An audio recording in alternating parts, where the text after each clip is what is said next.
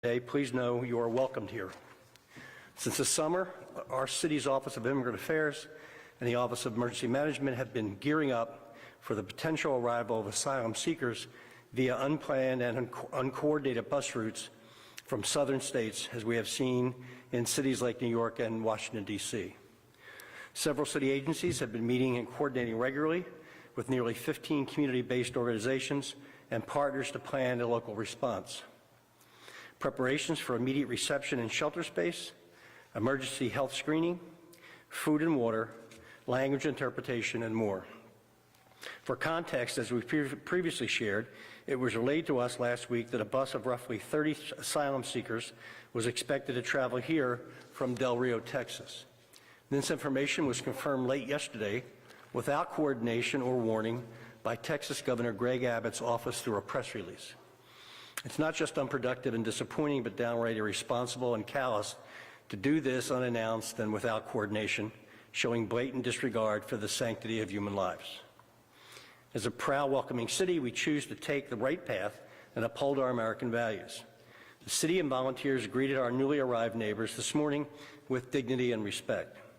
And I'm incredibly proud of the agencies that have stepped up to ensure that these individuals and families have the resources they need after another long journey.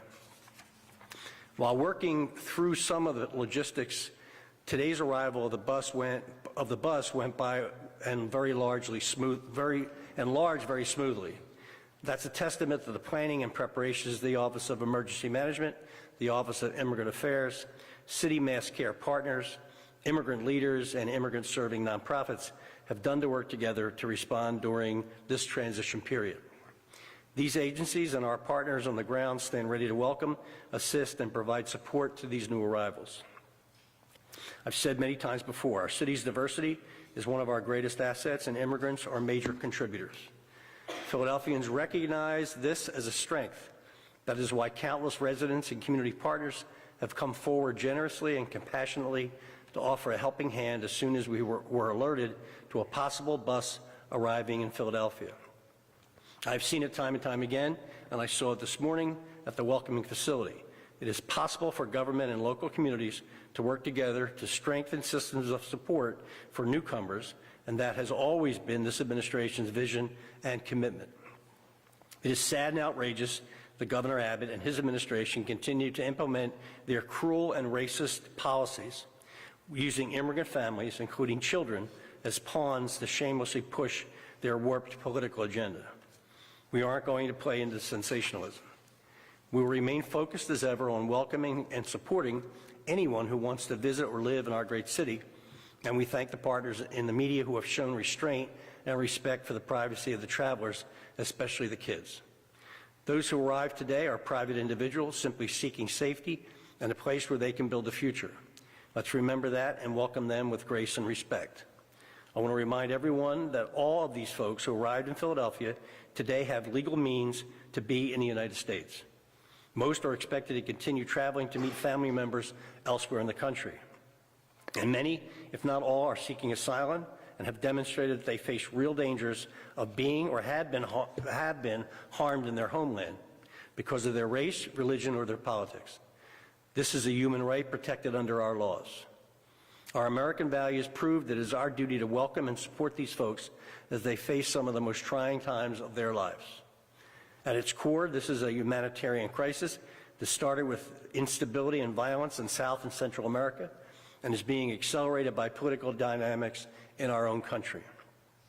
But no matter where someone is from or how they got here, our communities work best when people feel welcomed and are provided the support they need and deserve to fully participate in our communities. Now, Philadelphians are coming together to provide support. We've launched the Philadelphia Welcoming Fund to allow Philadelphia residents the opportunity to contribute to local efforts to welcome people. To donate, visit mayorsfundphila.org. I want to thank our region's thriving sector of immigrant-serving organizations that have stepped up, including Casa de Venezuela, Gente de Venezuela, Juntos, New Sanctuary Movement, Aquinas Community Center, PA Immigrant Family Unity Project, Pennsylvania Immigration and Citizenship Coalition, Alianza Latina, the Weiss Wellness Center, and Maria de los Santos. While many people may want to help, please keep in mind that donated supplies cannot be accepted.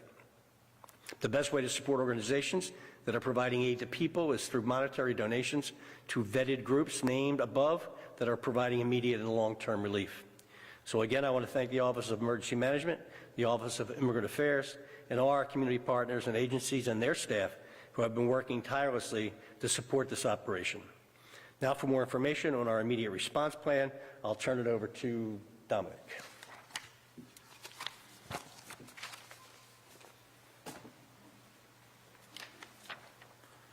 Good morning, everyone. I'm Dominic Morellis, the Director for the City's Office of Emergency Management. I want to start by saying how well this morning went and how honored the Office of Emergency Management has been to play a small part in this mission. At 6 a.m. this morning in 45-degree misting weather, to see both city and outside agencies work together to ensure a safe arrival and passage of immigrants, seeing people step off the bus and be greeted with a warm welcome, literally, with smiles, hot coffee, blankets, and coats, was uplifting. We're grateful to have the support of our mayor and managing director. OEM has both a planning and response role in city public safety, as well as in complex and uncertain events. Through years of events and responses, we maintain a robust network of partners and scalable plans which we use in everyday emergencies, but can also be used in more traditional and unique responses. Welcoming people to Philadelphia who need assistance due to various circumstances is a function and tradition that our office is proud of. This office has played roles in welcoming and assisting evacuees from Louisiana during Hurricane Katrina, from Puerto Rico during Hurricane Maria, and from Afghanistan during Operation Allies Welcome just about 14 months ago. Today, 28 people arrived in Philadelphia on a private charter bus. Those individuals were welcomed to Philadelphia, informed of what was available to them as services, offered warm items, and arranged to transport people to our intake facility. A child was transported with their parent by EMS to Children's Hospital of Philadelphia, and 19 people did come with us to the intake facility. 7 people departed on their own immediately from 30th Street Station. Today was a success, and I would like to specifically thank our emergency response partners, to include the city's Public Health Department, Behavioral Health Department, Office of Homeless Services, Department of Human Services, Philadelphia Fire and Police Department, SEPTA, the American Red Cross, and so many others who are playing a part. We also appreciate the desire from those who want to help. At this time, as the mayor stated, there's not a need for volunteers nor any donated items. I know our next speaker will highlight where you can direct those items of support, and with that, I'd like to introduce the city's Executive Director of the Office of Immigrant Affairs.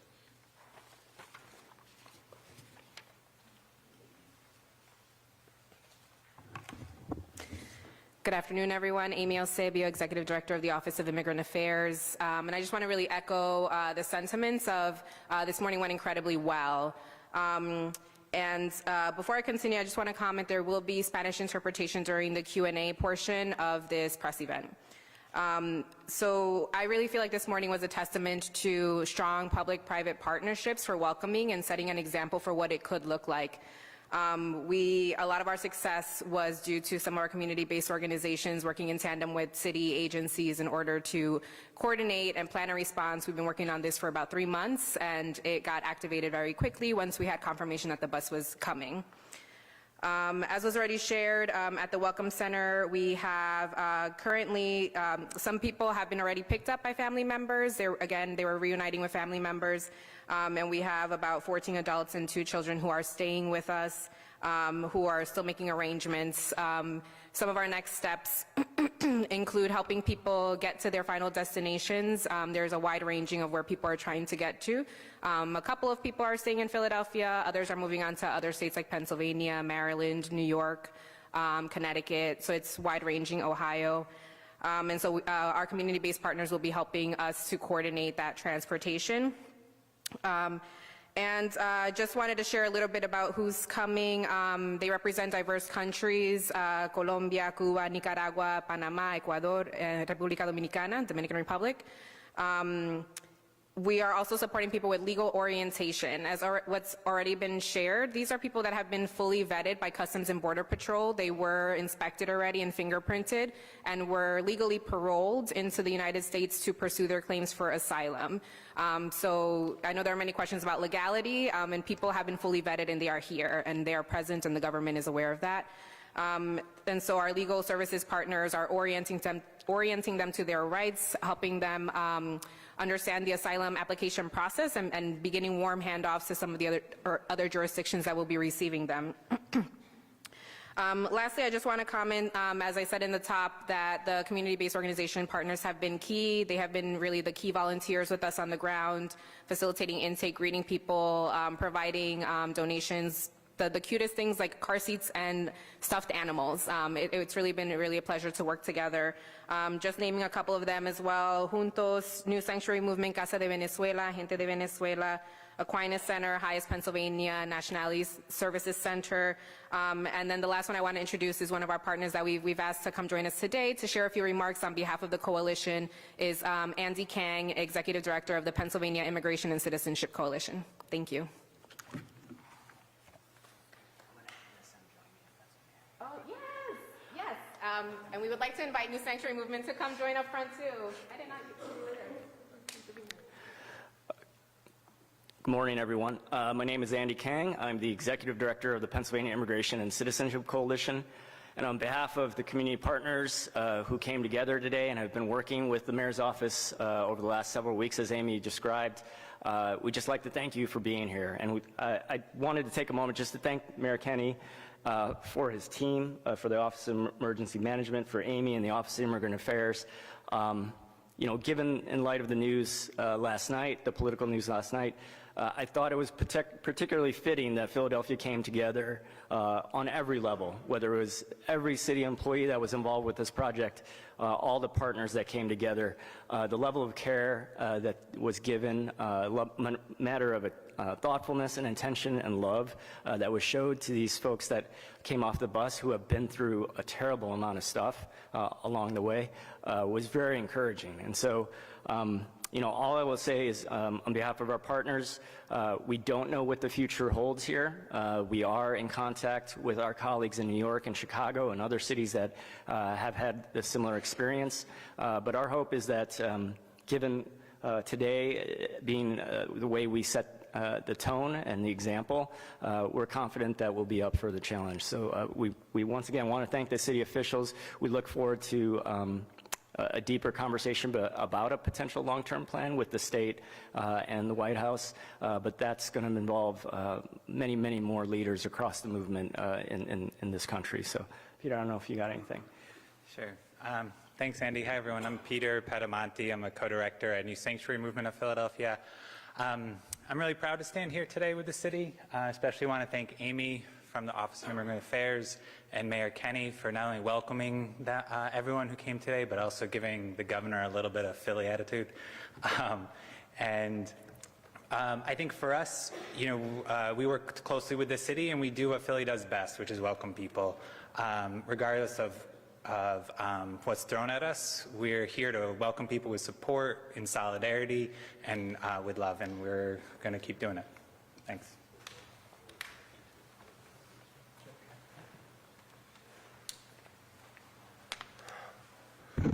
Questions? Yes. I have a clarifying question, just about everybody that's here. So what was the total number of people that were 28? 28. staying on the child that's taking the hospital? Doc?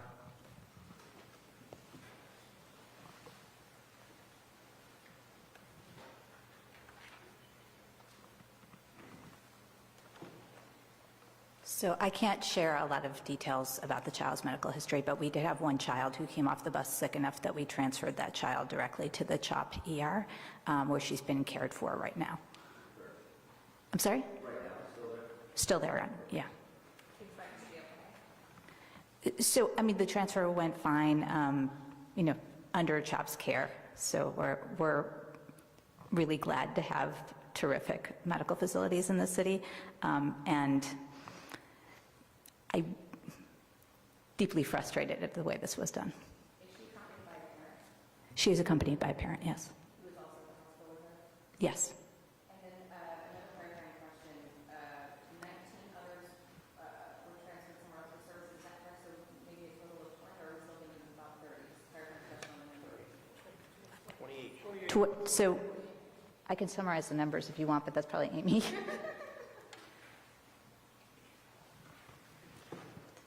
Yeah, so the total off of the bus is 28, it was 23 adults and 5 children. And how many are staying in Philly? Only, from our registration process, only 2 people are staying in Philly. And so beyond today, what happens? Are they staying in the shelter tonight? Can you kind of talk about what happens beyond today? Sure, yeah, we're providing temporary housing to folks at the Welcome Center facility that we've set up. We're anticipating, even by later today into tomorrow morning, that many people will have moved along to their final destinations. The two that are staying in Philly, is that like a long-term thing, or are they going somewhere else? No, yeah, they're long-term. They were actually picked up by their family members, so they're not staying at the shelter because they got here and they were like, pick me up, and their family members came and got them. Okay, so they have family here in the city? Yep. Okay. And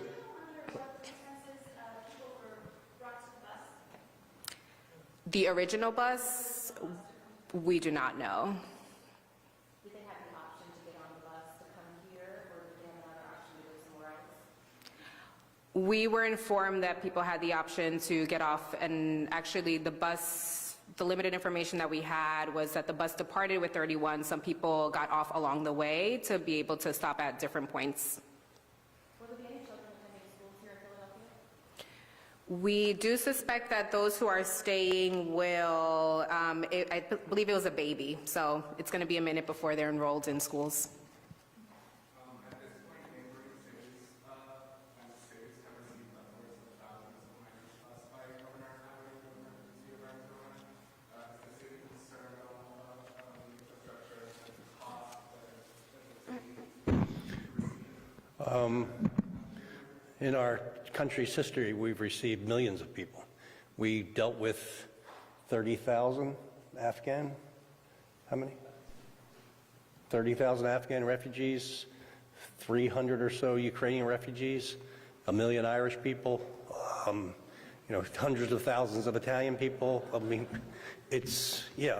are we concerned? I'm concerned about everything, but we'll get it done. It's just what we should be about. This is, in my opinion, what this country is. And we have people who have been trying to deny that for now quite a number of years. And we saw on Tuesday some of that was rejected, and hopefully that's the direction we're going in. It always amazes me that politicians, including the governor of Texas, talks ad nauseum about Christian values, but displays very little, if any.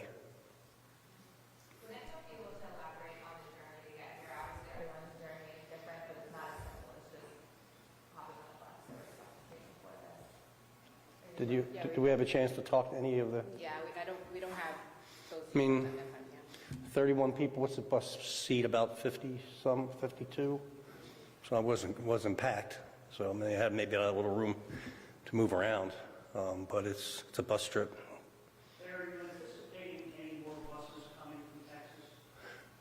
Probably since it started, yes. Since now we've gotten the first one, so we don't. But even if they were nice enough to let us know, so we could get ready, but they don't even do that. So I guess they're having fun and they're enjoying, playing with people's lives. This is more of a logistical question, but do you know under what circumstances people were traveling on the bus? Like, were they fed? I know one of the volunteers said that people would be very hungry. Yeah, our understanding is folks were offered, what's that called, the MREs, those military meals. And with the populations being significantly from Latin American countries, like they might have looked at it and said, I don't want that. Or they might have tried it and maybe it gave them like gastro troubles, right? So I think that is part of why people arrive hungry and thirsty.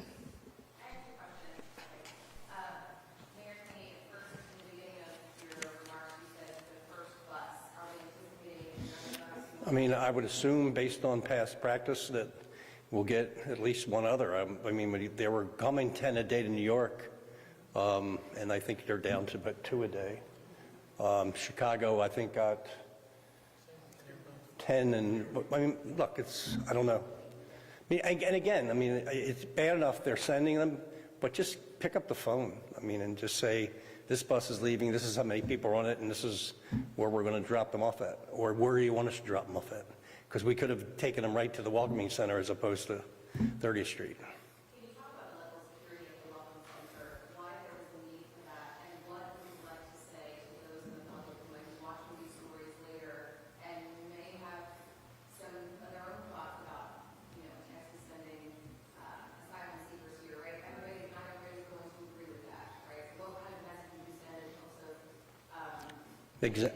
I would tell them to examine their own travel to this country through their ancestry and try to put themselves in the place of those people and try to remember your own history and experience in this country.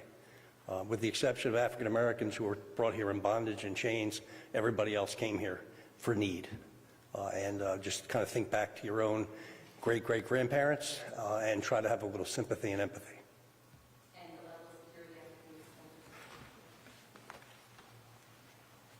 Good afternoon. Timur Alexander, Managing Director. I think as it relates to the level of security, we wanted to have it in a facility to where, we could create what Amy talked about and what the volunteers talked about a welcoming experience. And we certainly wanted to respect their privacy and their dignity by not having thousands of cameras shoved in their face. So our level of security, we think, is appropriate for the activities that take place at the building. He was deeply frustrated the way this was done. Could you expand on that, just like health-wise, what they were up against?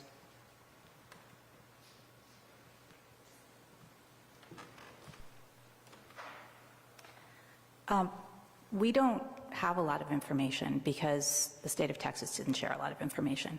So, a warm handoff might have made this process easier. Medical evaluations before putting people on a bus might have prevented what happened and having to transfer a child to the ER. I mean, we're trying to keep people healthy. So it's hard for me to know what did or didn't happen. But the coordination handoff to make this as safe as possible for people clearly didn't. Sorry if Dr. Fettigall already answered this question, but do we know when the child will be released from hospital? Sorry, do we know when the child will be released? We do not. Okay.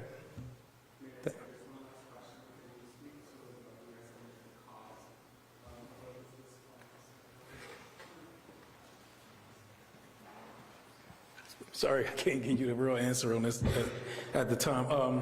We're trying to determine that now. I mean, we thought the bus would be fuller, so certainly, we had a bus full with 28 folks, and we were expecting upwards of 50 or a full capacity bus. We think we'll know more as we go further along in this process. Like Amy talked about, though, a lot of these folks are really passing through. So, the cost it takes for us to, rent the facility, design to help put the things around facilities such as furniture, food, and all of those things that we're incurring, but also some of the deferred costs that we're doing with the organizations and trying to provide for needs of folks. So we'll know more later, but right now we're just that's up in the air and we're trying to determine it as we go. Thank you, everyone.